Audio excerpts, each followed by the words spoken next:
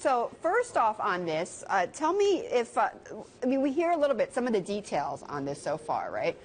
What is the most significant factor here in the battery? Well, there's really two things that matter to the utility companies. One is that it looks like they're going to talk about a battery that goes at home, and that could be used with somebody who had solar panels on the roof to make them even more independent from the grid and arguably more cost competitive and take people away from the utility companies. But then they're also talking about a very big battery, the car-size batteries that would be bought by utilities to help make the grid run smoother and more cost effectively. So he could be a competitor with the utilities on the one hand, and a supplier too, to the utility, and a business partner.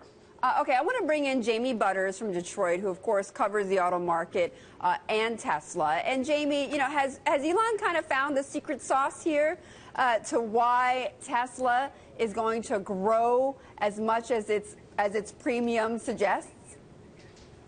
Well, it's definitely a huge and potentially, very lucrative business for Tesla beyond the auto business that they started with.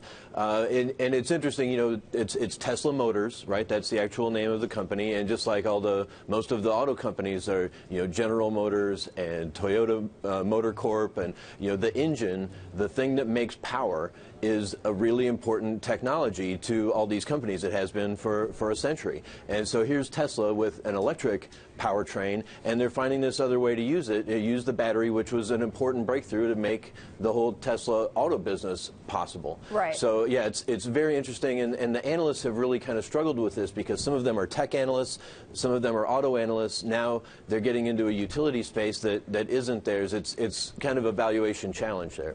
It is actually, it is very much a valuation challenge, Kip, because now he's competing with other players here, right? That's right. Okay, so this is going to be a big deal for the Gigafactory, though, right? I mean, is this going to be partly what answers where the demand is going to come from the batteries that he produces there in Vegas? Well, the idea would be if he's effective, we've already seen people like Hawaiian Electric saying, if we can get the batteries, we're going to use them. And I think, I know the Texas utility Encore has talked about really being very interested in seeing these things.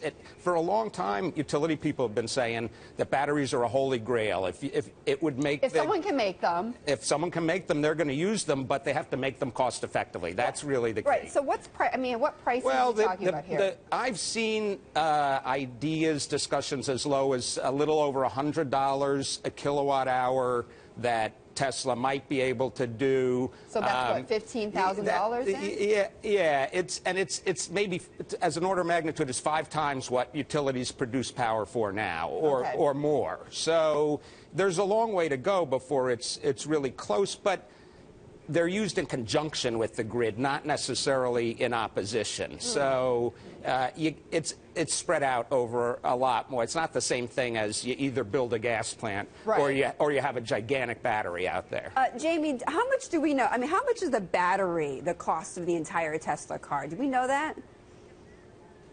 Not really. It's something in the 5-digit range. We think it's got to be at least $10,000. But that's because they're so vertically integrated, they do so much of the work themselves, and with their partner, co-owner, Panasonic, it's not the kind of transparency. Those kind of details are not widely known. A very protected number.